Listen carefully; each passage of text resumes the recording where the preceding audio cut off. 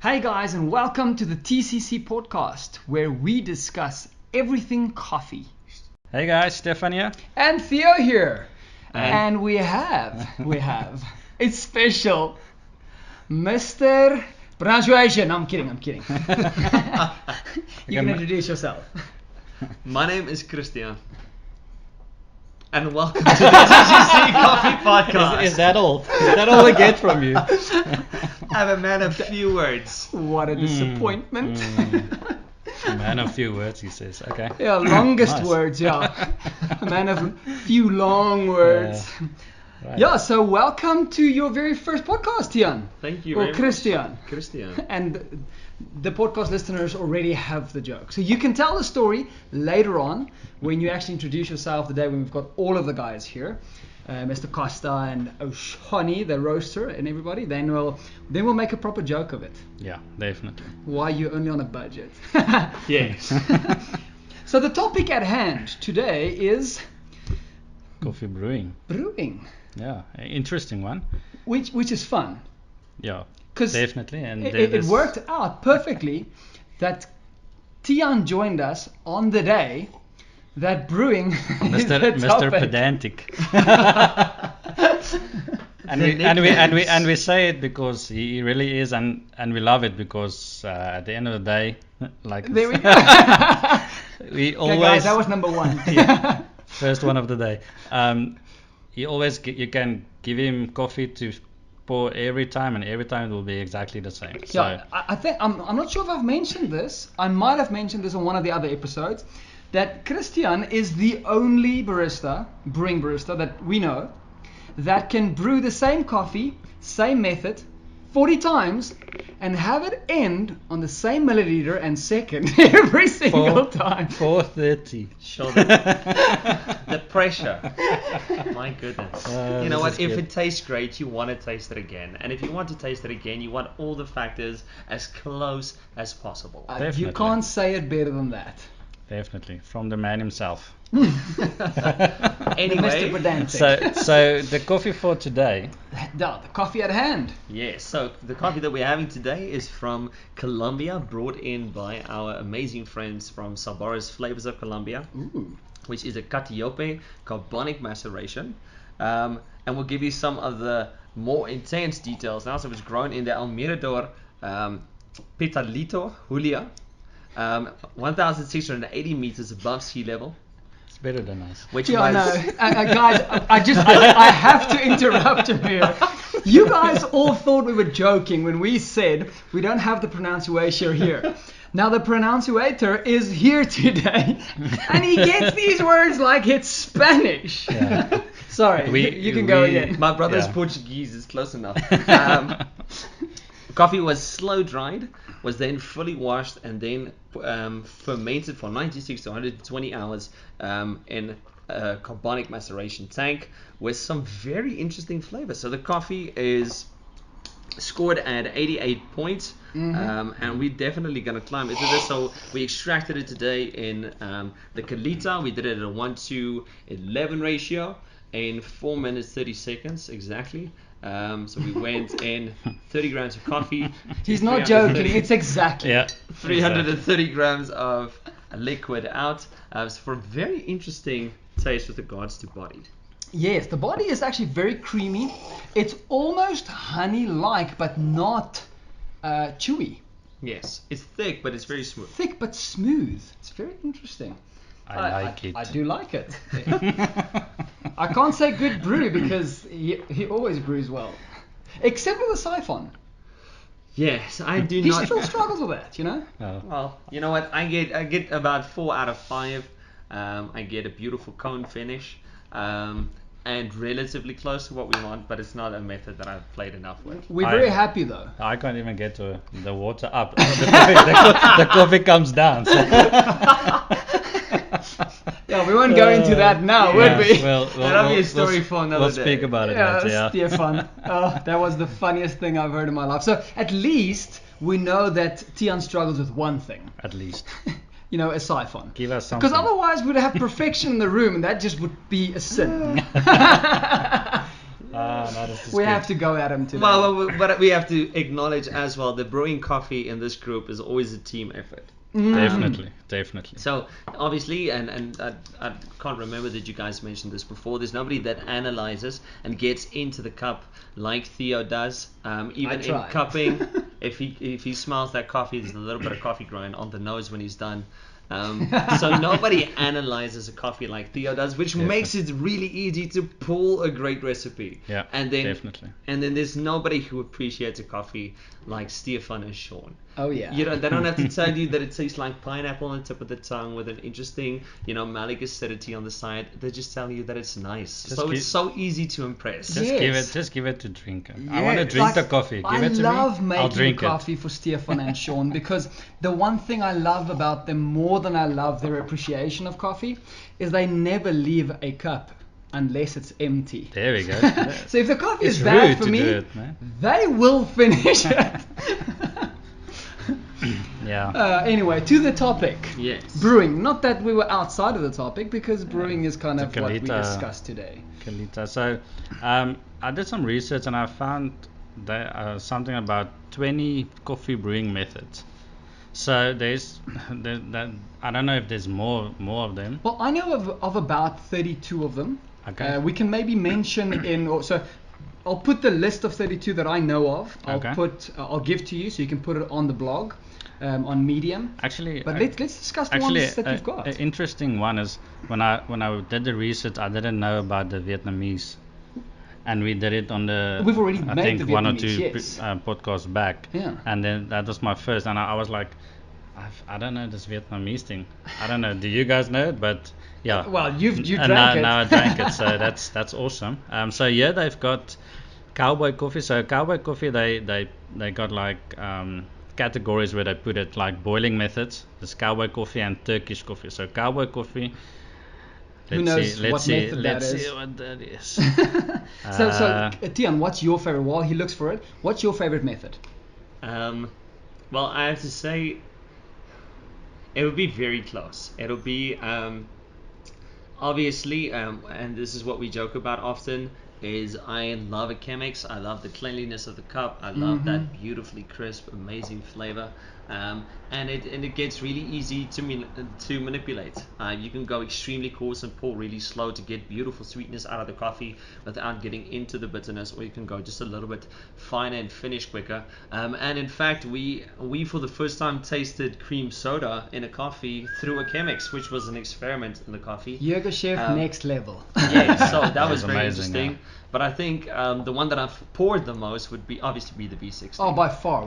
What's your number now? About no. 2.5, 3,000? I did 1,500 before I started working with you, and I don't know how many I did since then. So I stopped counting. So those would be the two. But I have to be honest, I do enjoy.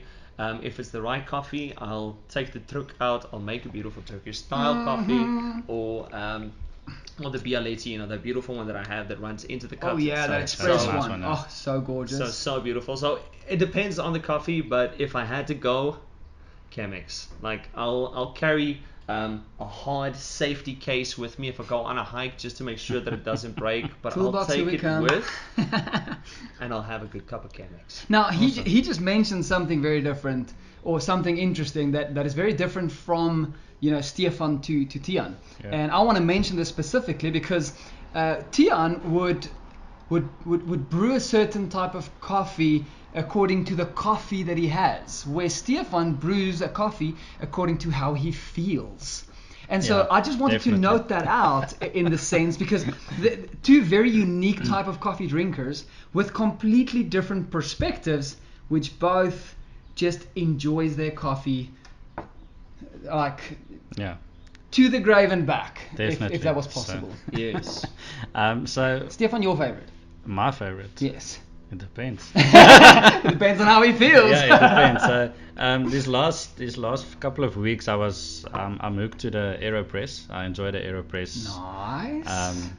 But that's usually in the evenings, late afternoons, evenings. Mornings still my espressos and ristrettos, depends. On how you feel. Yeah. And or an Americano. Okay, so that's my morning coffee, and then afternoons I like to do the AeroPress. But then V60s are also great. Chemex also, I like the Chemex. I'm just not at good at pouring the Chemex yet. But I haven't poured like 1,500 plus. I'm not that experienced, but but you do it every day for other people, so I just do it for myself. So well, and the wife. Yeah, no, Every no, now and again. No, she's a latte More drinker. than now. My wife drinks tea, so Hey, that's why you should get a Chemex. It's a tea-like coffee. yeah. But that's the thing. We actually got a task at hand that we have to get a coffee that she would like to drink Yes. without sugar and milk. We still Oh, no, need not to do sugar, that without sit milk. down. Yes, that's Yeah. going to be easy. I don't see that as a challenge. Okay. So- well, for you guys, it's not Yes. a challenge. For me, But- it's like. But let us also acknowledge, if you guys have done this before, if you've taken a tea drinker and you've gotten them to repent of their ways and gotten them into the coffee world, Repent of their yes, come on, you know, and, But I like and that, we'll yeah. tell this: we don't judge anyone on the coffee that they enjoy, and there's no right or wrong. There's just different. But Yes. If you want to be quick and convenient, take instant. yes, I'm but, just you know, not going to join you. we would love to be able to get, especially the people in our own spheres, just off the sugar and the milk. So if you have a Yes. method for us to do that, please send it to us. Yes, please. We want to try and we want to get. Like, Yes. Yeah. So at the end of the day, number two. Number two. Not the end of the day. Number two. So the coffee, the Cowboy coffee method, we will Yes. not do. I don't think so. No. It's Well, basically I'll try it. You We just throw need a fire. very coarse grounds in a pot over the fire and you brew it. Sounds like a boerentroos. Yeah, something like that. That's I'll be basically like definitely the comforting. American Yeah, the version. American style. So Boerentroos. and then they've got steeping methods. So that goes with the French press, cold brew, coffee bags, instant coffee. we call it submersion coffees. Yeah. Slightly easier word to look at. Yes, and then siphon brewers. Mhm. And then we've got the dripping ones, Oh, the yeah. percolators, pour overs, Chemex clever dripper, and they've got an auto how do we drip drip machine. with a percolator? Okay, let's not go into that now. So that's just one thing I've found on the, and then there's the pressure methods. Yes. So there we have the normal espresso machine, smoker pot, Single serve. AeroPress, Oh, the pots, and yeah, then yeah. it's like the Nespresso pots. Mhm. Then you got the lesser known methods, and that's where Vietnamese, nitros, and Have you guys tasted the Puerto Rican nitro? Puerto cafe. Rican. So it would be a Puerto nitrous Rican. coffee and a Puerto Rican cafe. Which is just I a don't little know. metal thing with a Puerto little Rico is a baggie, so like the linen filter baggie, and you just it's one pour of it until those. it's done. Oh, Yeah. Okay. They're very Interesting. well known in Puerto Rico, Okay. and Interesting. they make nice coffee. It's like we've got a Gator with the linen filter, Yes. which is just a V60 with a different name, and it makes really creamy coffee. It's gorgeous. Okay. Just gotta That's get all one- this oil through. Yes, That's gets the one- oil without the Yeah, particles. that's the one I didn't taste it yet. I haven't tasted it. Ooh, Yeah, you see. linen filter. No, I haven't tasted a linen filter. Only a siphon linen filter, but not a pour over linen. Yeah. Yes, yeah, of course he's tasted the siphon now. Yes. Now, on So- my favorite brewing method, it would by far be to drink the Chemex. Probably a nanopresso to taste. Just because, well, interesting that you think the nanopresso. I don't know if maybe it's because I fly with it or carry it with me all the time. I do like espressos, but my favorite to drink by far be the Chemex. 1-to-10 ratios on most of the coffees in the world. Anything obviously either than the dark roast, which we've mentioned before. But my ultimate favorite coffee to brew is the siphon. Just because it's so much fun to brew it for people. And that would bring the third type of brewing style to the table. So Tiaan on the coffee that he has, Stefan on the mood that he has, and Theo, myself, on dependent on who's in front of me. It depends on the client. For me, brewing is all about people. And That's why I've never really worried about anything else because I want to really try and get the client or the person in front of me, whether it be a friend or whoever, to go, oh my word, I think my perspective of coffee is different now. And I just love that. And the siphon really does that for me. See, Because you can manipulate everything. and that's and I love how we all approach coffee a little bit differently because you know that for me, I like to have people slow down with a cup of coffee. Yes. So I want them to sit there, we can have a conversation, I'll brew you a cup, and just for the 4 to 5 minutes, or if you're myself, 4 hours that it takes to you just to slow down and enjoy that cup and just be in the moment. So I don't necessarily need to change the perspective. If it does happen, phenomenal. If you get that person that says, you know what, this is a coffee that I don't need sugar or milk with, and I love what it tastes like, and I definitely want to taste something like this, that's great. But I want people to slow down. Yes. I'll slap the people and say, drink better coffee. So you see, we got the good cup, the bad cup, and the charismatic cup. No, just kidding. Who the heck is charismatic?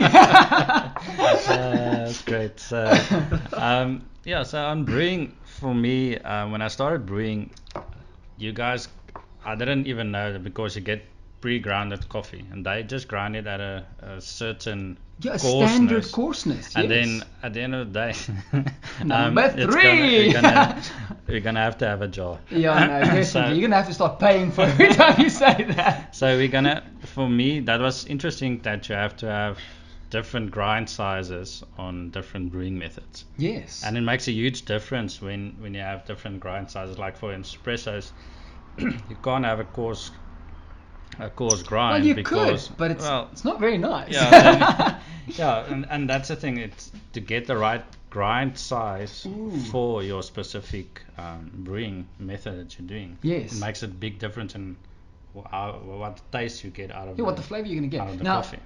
Okay, so I just stopped myself from interrupting, and so I just want to mention this, guys. I noticed that I keep on interrupting poor Stefan, and I'm really working at it. my flatline will get there. We'll get to I like it. Now, something interesting on the grind size of an espresso.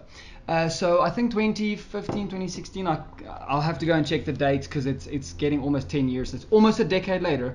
Matthew Perger from Barista Hustle served 3 espressos at World Champs to his 4 judges.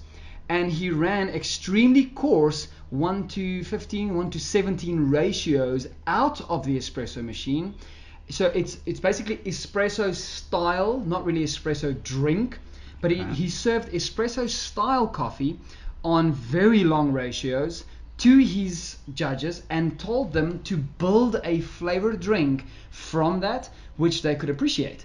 And so even though we don't always agree on the fact that the coarser grind through the espresso machine is nice, you could actually, if you really played with TDS and all of those type of scientific elements that Matthew Perger is really amazing at, you could create a coffee that is insane on a coarse grind out of 9 bars pressure.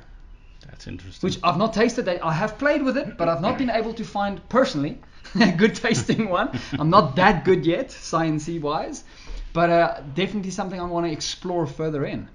Okay, that's interesting. Yeah. I don't know that. Very amazing. So definitely something to look at. Now, on the topic of brewing, of course, we've now mentioned. Sorry, you want to? So we mentioned brewing methods, which is one side of brewing. Yeah. But now brewing as the word, like you can take any method and actually play with something that is so open that you could never touch the same thing twice for 100 years. Yeah. And that's crazy. That's how big coffee is. So that's why coffee is so amazing. It's just endless. Yes, 1-to-1 ratio, all the way up to 1-to-30 ratios through big bodies and very tight bodies, and no bodies and high acidities and no acidities. Yes. Except if you are Tiaan, you can get it same every time. But for us, it's gonna. But for us, you can. It's an endless. Possibilities that you can get out of coffee. And that's what I like about brewing. The brewing side is to do with feeling, it's to do with pedanticness, it's to do with coffee, it's to do with the person, it's sometimes just to do with experimentation. You've got the same coffee, you've got 4 different methods, like you play, you get to a point, and now this is where I want to pull Tiaan into the conversation, to maybe go slightly deep for 2 or 3 minutes. Remember when we played with the AeroPress? Yes, that was we would brew The same ratio, same coffee. Yes, that was a very interesting experiment. Yes. And I believe that anyone who works works anywhere, but especially who works in the coffee industry, you'll understand my statement that there's nothing more horrible than a boring day. There's nothing more horrible than waiting for clients. But we also realize that those are the days where we actually get the most creative and start asking the craziest questions with regards to coffee. And this is kind of how it started. James Hoffman brought out a video that specifically on how coffee is bloomed. And I can't remember all the detail. I've watched so many different things since then. But then I started asking myself the question, can how we bloom a coffee in an AeroPress allow us to take one coffee in one method, but give it to any palate and satisfy them according to what they like in a cup of coffee? So yes. While we were at the shop one day, I was busy playing, and I decided, we have a bunch of samples that people brought us. So what I'm going to do is I'm going to take 3 completely different coffees. I'm going to pull 3 AeroPresses of each of the coffees, so 9 in total. Then the first AeroPress of each of the 3 coffees, I'll make exactly the same. So I'll go in, for example, let's say 15 grams, I'll do a 1:10 ratio, and I'll let it sit for 1 minute 30, and then press really slowly for 25 seconds. Now, only Pedantic could get this right. I just want to mention this. Definitely. And then for the second one, I would follow for all 9 exactly the same recipe. Literally the only thing that I changed was where I agitated the coffee and how I allowed it to bloom. And to find in the first one, what I literally did was I poured the coffee to the top, allowed the crust to build, broke the crust, stirred it once, let it sit for 1 minute and 30, turned it around, pressed. And then for each other coffees for the first AeroPress. Then for the second one, I poured a little bit of water into the bottom, like we would bloom, for example, a pour over method, stirred it a little bit, topped it up to the top, well, to the ratio that we want to be, stirred it again, let it sit, pressed it.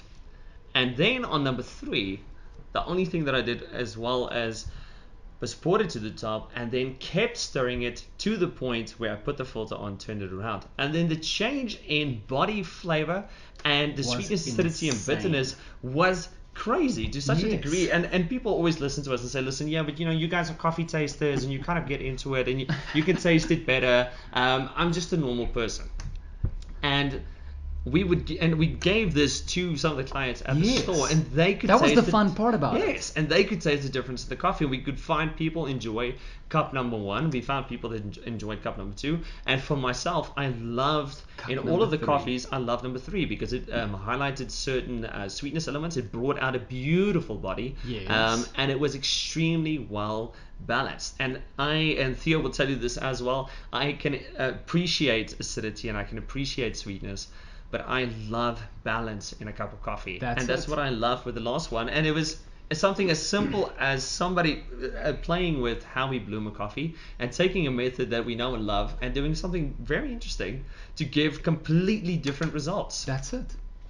And that was just insane for me. Like, I was busy with some other work and what, and so every, let's call it 4.5 minutes, he would stick a cup of coffee in my hand, and I would be like, oh wow, this is crazy insane. Then he sticks the next cup in my hand and I go, what the heck did you do here? Like he would highlight more, let's say, body. And then he sticks the third one in my hand and he goes, taste this thing. I'm like, what? Balance like nothing ever before. And then only he mentioned to me the different styles that he went into this. And I was blown away. Now I like his favorite, the like stirring it the whole way through, so much so that I use it about 90% of the AeroPresses that I make. But even for me, when we love to experiment, taste something new. Yes. This is now kind of that pedantic safe place that I can fall back to, that I know, and I love to experiment with new flavors. But I think why I'm so pedantic is because I know that if I can have this safe place for a specific person's palate and they're not adventurous that day, I know exactly where to go, where their comfort place is, and today they can just experience it. They don't need to adventure in the cup. They don't need a profoundly complex thing that they need to analyze. They can sit and enjoy it. And AeroPress number 3 is that for me. Exactly.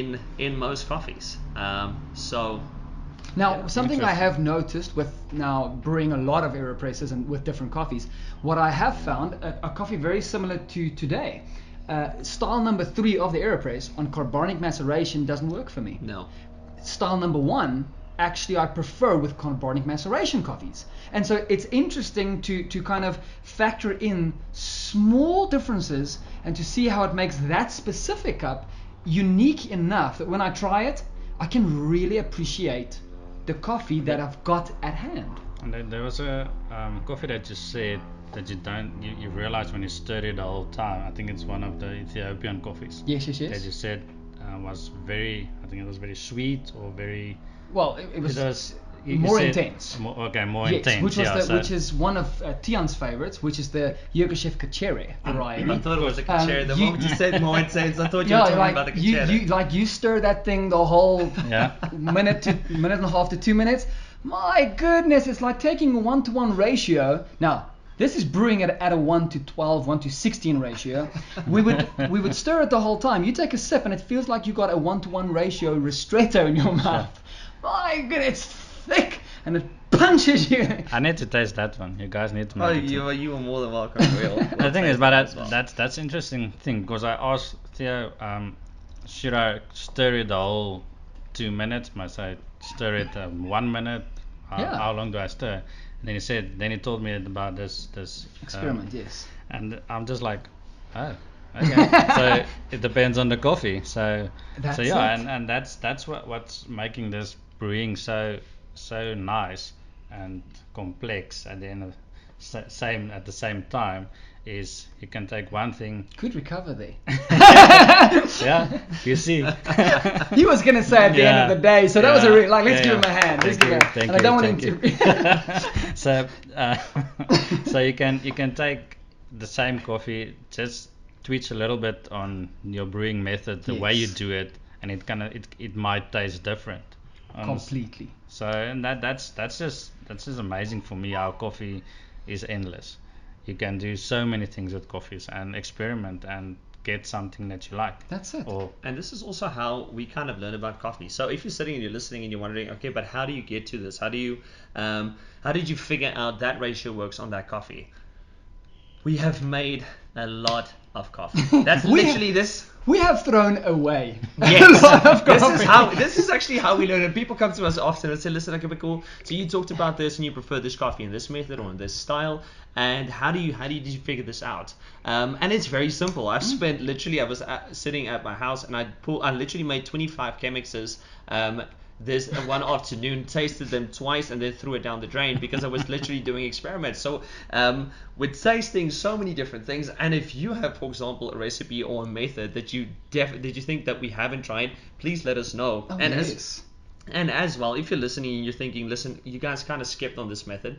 Theo just mentioned he knows of 33 methods. If we had to go into each and every one of them and finish on 30 minutes, we would do none of them justice, and we have to focus on all of them. We'd be here till next week. Because let's be honest, Theo has a relatively long breath, as you can obviously surmise. I love to hear my own voice as well. I just asked the right questions, then they go. The best questions. They kind of puts us down the path. But so experiment with flavor. That's how we get to where we are. If I had to serve you the first V60 that I ever poured, I would pay you to throw it down the drain, because I can guarantee you it was not a great cup of coffee. And at the time I loved it. I thought, yes man, you're pioneering the coffee world. And then he was confident in it. That was my perspective. Listen, I walked to the owner of a coffee shop and asked him if I could make him a cup of coffee in his own shop. That was the kind of person that I was and still am today. And we'll tell the story later, but that's exactly how we met. Yes, this is how Theo and I met. But no, so experiment with the flavors, experiment with the recipes, and let us know. I can promise you there are so many different ways of making a cup of coffee. We can't figure them all out. And we learn from other professionals as well. My preferred method of pouring a V60, I learned from Tetu Kasia, who was a 2016 Brewers Champion of the world. Exactly. Who had a very interesting approach to coffee. Yeah, and that answers the first question that we always go into. Why is this important? Well, for exactly that point. It's important because you've got a cup of coffee or you've got a bag of coffee in front of you. You got it for a birthday gift, or a friend was like, I tasted this, I don't like it, I know you're a big coffee guy, here's a bag of coffee. And you go and you're like, okay, what do I do with this? Well, try different things. Like, take the information that we just threw out here. We don't have the perfect way. We have a different way of looking at things. Yes. And if you don't explore or experiment, you're never going to find that one cup that you go, I've had a lot of different cups, I've had a lot of different coffees, I've had a lot of different brewing methods, but that one cup, that thing blew my mind. Yes. And so I would say that's why this type of information is important. Now, Mr. Christiaan, how does this information make the listener's coffee life better? Well, I think first of all that you can realize, and this is something that I had to learn as well, if you make a cup of coffee the day and it is not the best cup that you've ever tasted, you're not the scum of the earth, and it's not like you don't know and love coffee. Yeah. Theo and I have stood and we've made another coffee that has not been phenomenal, and you know what? Some stuff is horrible, man. Yes, no, we've made some really horrible cups of coffee. Woo! And the only difference was that our approach was, okay, cool, so we know what we did, we learn from this, and we move on. So in your journey with coffee, in your exploration of flavor and finding your happy place in a cup, you know that there is no right way to do it. There are different ways of experimenting, and that when you go to, let's say for example, your favorite specialty coffee shop, whether it's in Rosebank in Pretoria, or if it's somewhere in the UK or wherever you're listening from, America. or Tennessee, where we found some really amazing coffee. Yes. You can go, you can have a conversation with someone, and if it's someone who's really passionate about coffee, it's not going to be like they're trying to tell you, I can't share this knowledge with you because I'm giving it away. We share knowledge with one another. We learn about coffee from everyone every day. And and for you to go do this is how you're going to learn about coffee the best, and how we share this love. Because in my opinion, coffee is something that it was made to be shared. Brings people together, man. Yes. So Definitely. the people that you bring in and the new adventures that you go, that's what's going to make, in my opinion, that's what makes coffee for me. Bring people into your space, try something new, and if it's a really bad cup of coffee, phenomenal. Learn from it. Follow.